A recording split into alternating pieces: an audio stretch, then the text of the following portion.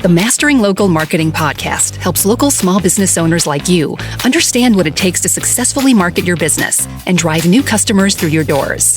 We provide actionable insights, interview leading experts and business owners in various industries, as well as provide tips and tricks we've uncovered over the last 25 years in the field.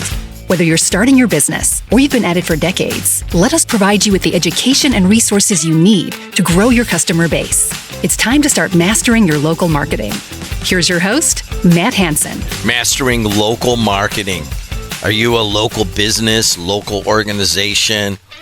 Are you a photographer or videographer? Are you a newspaper? Whatever it might be, mastering local marketing comes at from a lot of different angles. And a lot of it here in Northwest Indiana comes right through where I'm sitting, and my business is radio, TV, social, that kind of stuff. It's a media company. We've got about 100 businesses that advertise through us, and we advertise through them. But I never really understood any of it until Matt Hansen came along, and he is the digital marketing guru off of PNW, and he wanted to do a podcast, and here we are on episode 14. Here we are. We're off and running, and we're trying to come up with really great content that helps these small businesses and where they're heading. And I think we've got a really interesting one today.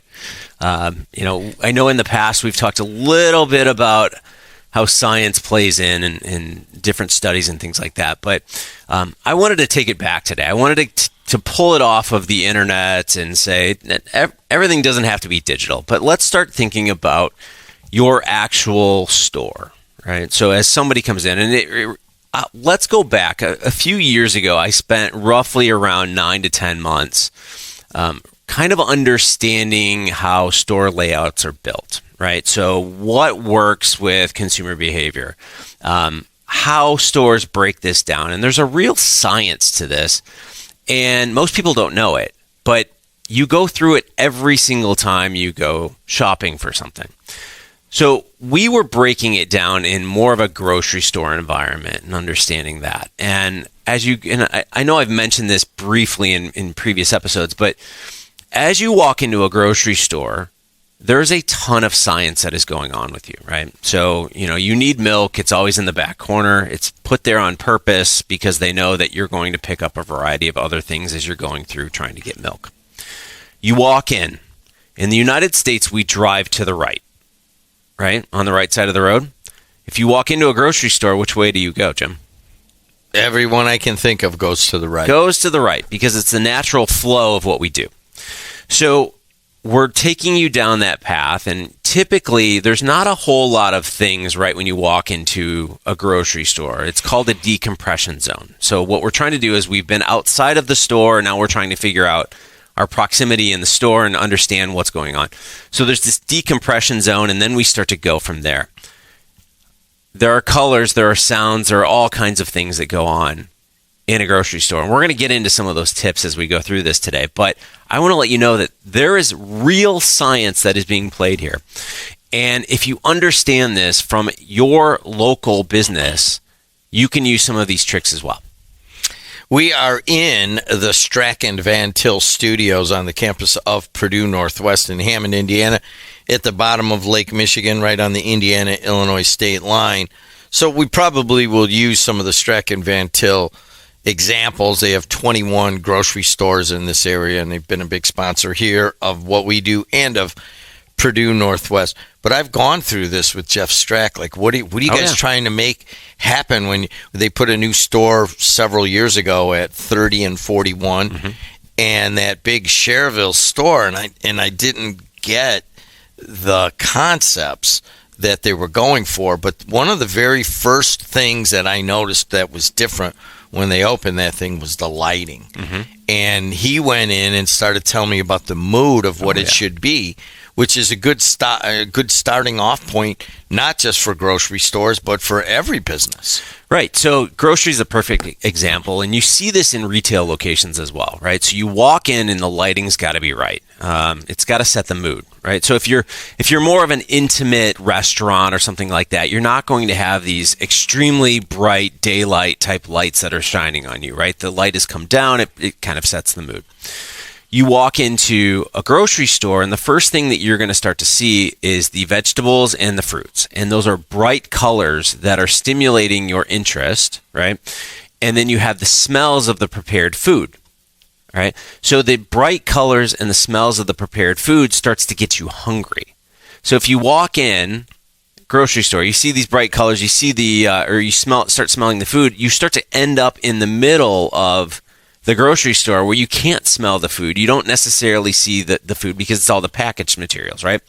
But we've already stimulated that interest, right? Now I'm hungry.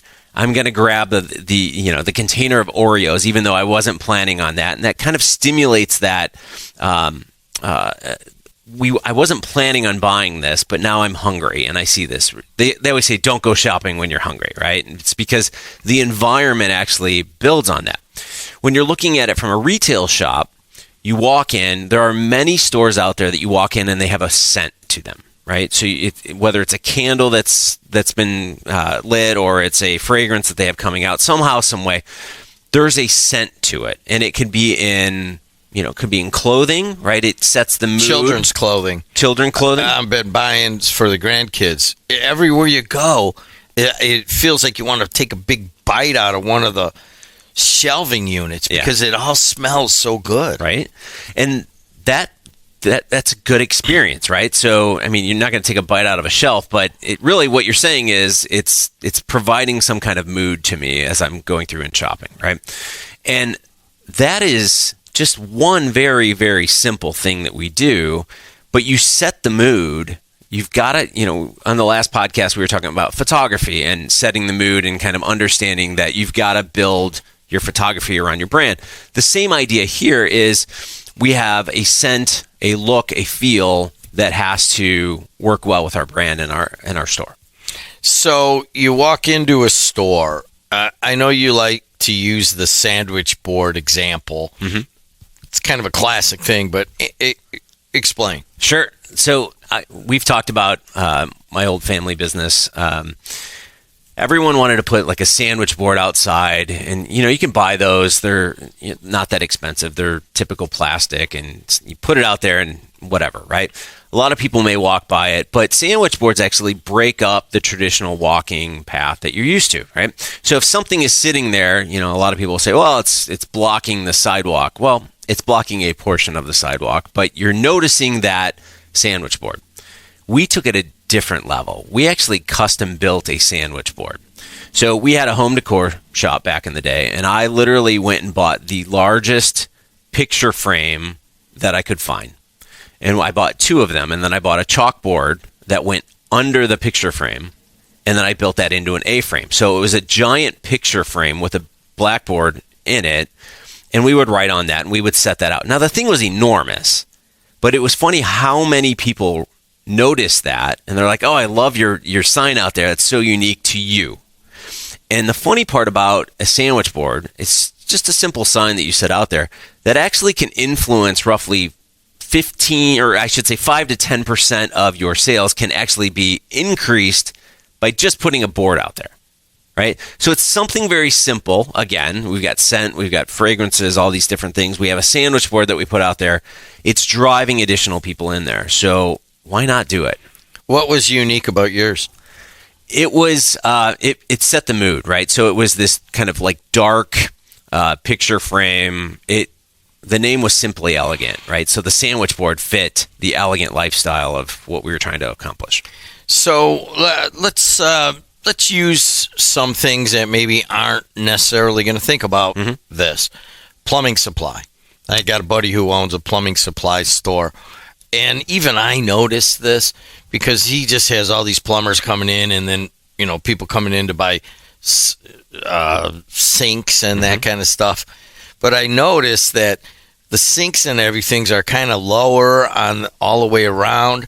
And then right in front of your eyes is like the fixtures and the little things in boxes.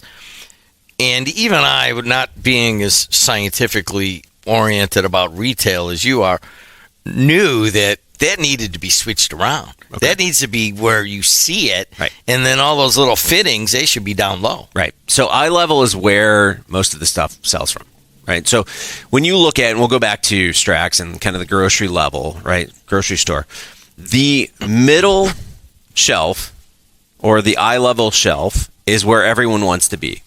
And in grocery stores and in, large, Targets and Walmarts and like that, they're actually paying to kind of get in that space, right?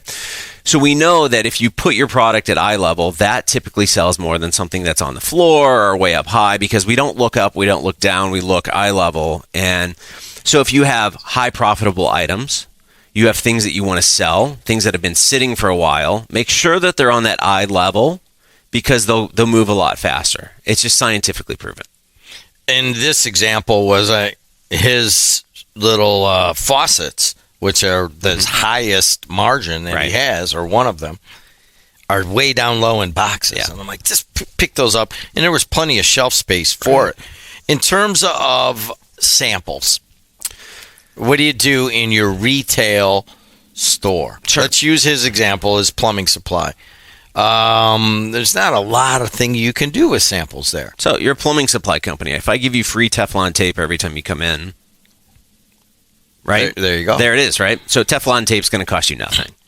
But you're providing something for free. You're giving it to them. It's a sample.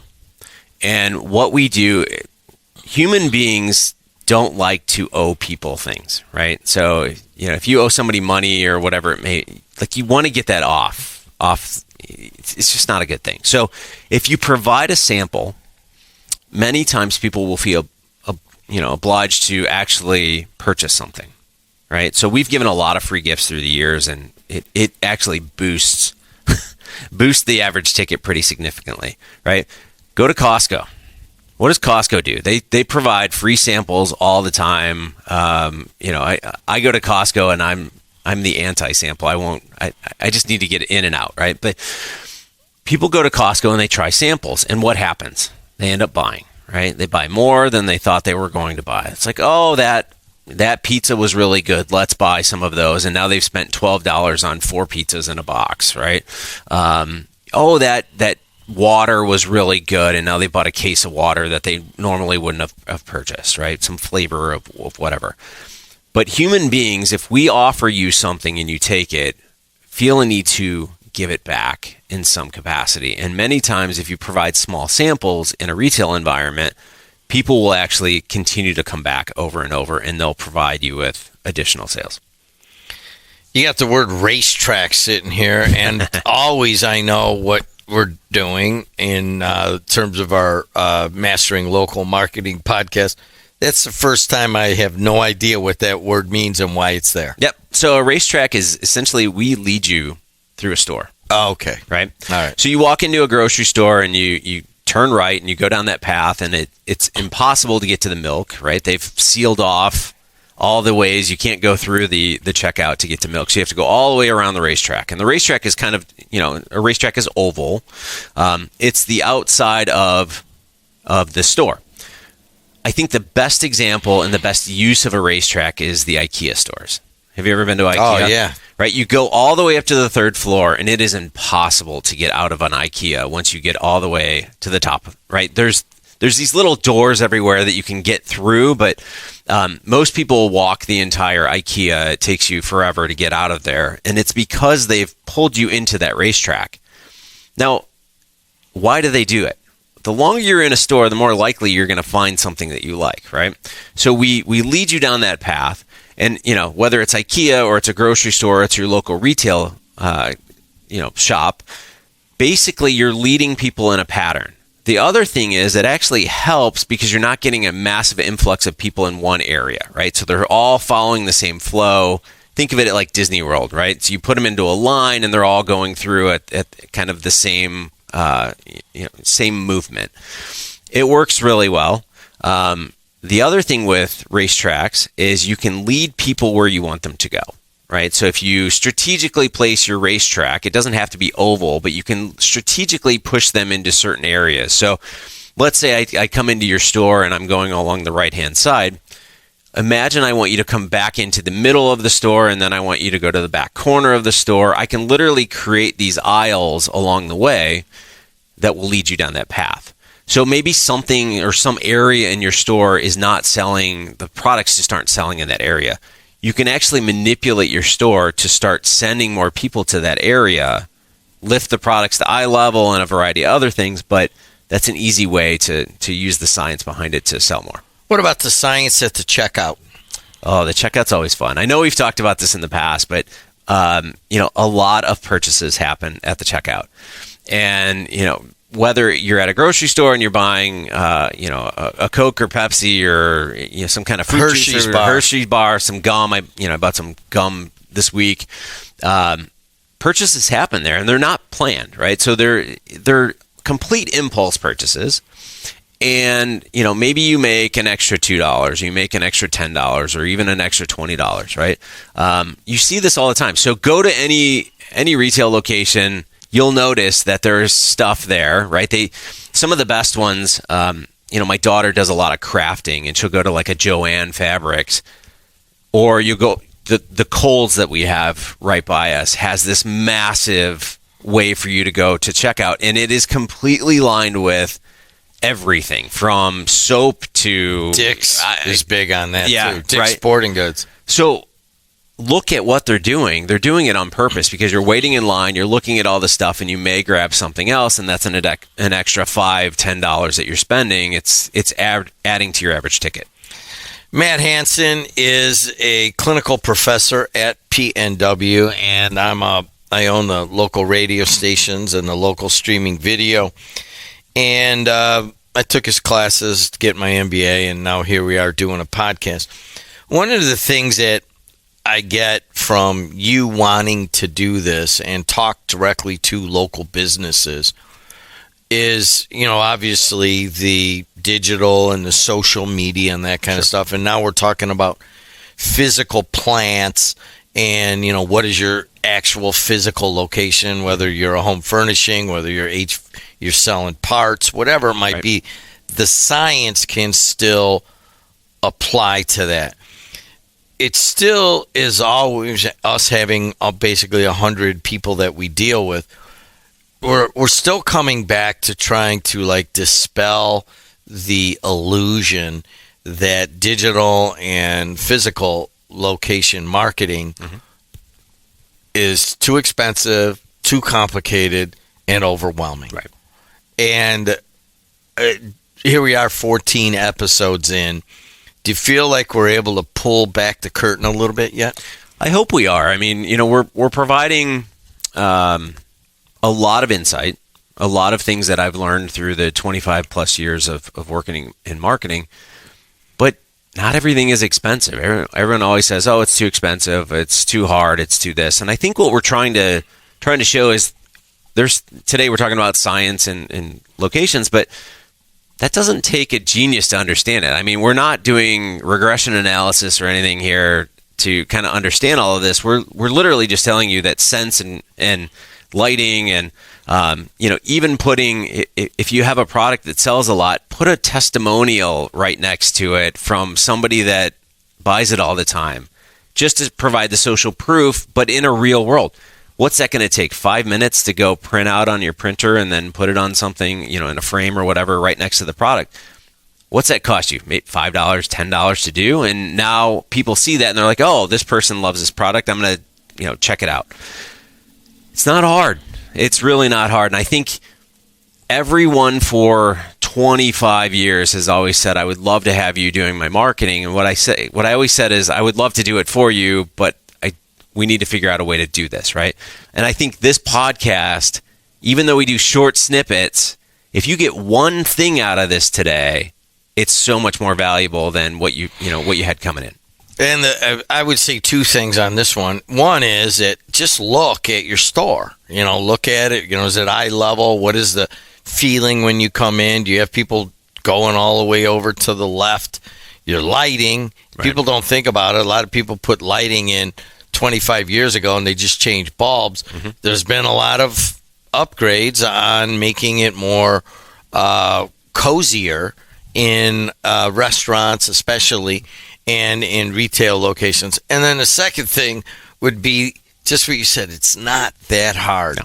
You just have to pay attention, and you can do a lot of it yourself without paying Matt Hansen exorbitant rates to come in and do all your marketing for you. I mean, just take one example. And that is a joke. He's really cheap. Yeah, I'm not too bad. Yeah. But, that's what I'm saying is take one thing from each episode and go back and implement it. By the time you're done, I mean, our plan is to do 100 episodes this year. So you'll have 100 tips by the time we're done with this at the end of the year that you can literally implement that are going to cost you relatively nothing. And it's all an attitude. It's like if you want to make yourself more, you want to make more money, you want to improve your marketing, you have to have that attitude first. If you're just listening and you're like, I'm not doing that, I'm not doing that, I'm not doing that, then you might be wasting your time, to be honest with you. You have to have that open mind. Right. Hey, man, thanks a lot, like always. Thanks for having us. Let's, let's close it out. Where can they like us or watch us? I would recommend going any of your favorite podcasts. We're on all of the systems at this point. If you're interested, you can head over to YouTube as well. So it's just at Mastering Local Marketing. Check us out there. You can see the full video from there. But, check us out and see, by the end of the year, you'll have 100 new tips if you take one thing from each episode. There it is. Until next time, see you later. The Mastering Local Marketing podcast helps local small business owners like you understand what it takes to successfully market your business and drive new customers through your doors. We provide actionable insights, interview leading experts and business owners in various industries, as well as provide tips and tricks we've uncovered over the last 25 years in the field. Whether you're starting your business or you've been at it for decades, let us provide you with the education and resources you need to grow your customer base. It's time to start mastering your local marketing.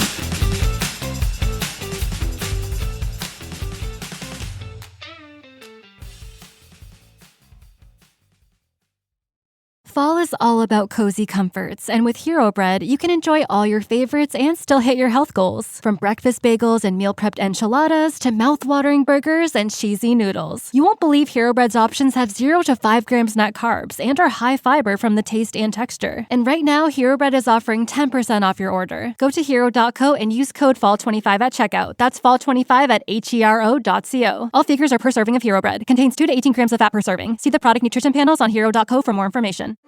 This is your before and after story. Prepare for an incredible career in nursing. At Southeastern College, experience expert hands-on training. Learn real-world skills in our professional lab and simulated settings. And train for opportunities as a practical nurse, registered nurse, or career advancement with our RN to BSN program. At Southeastern College, your future is bright. Visit sec.edu to get started.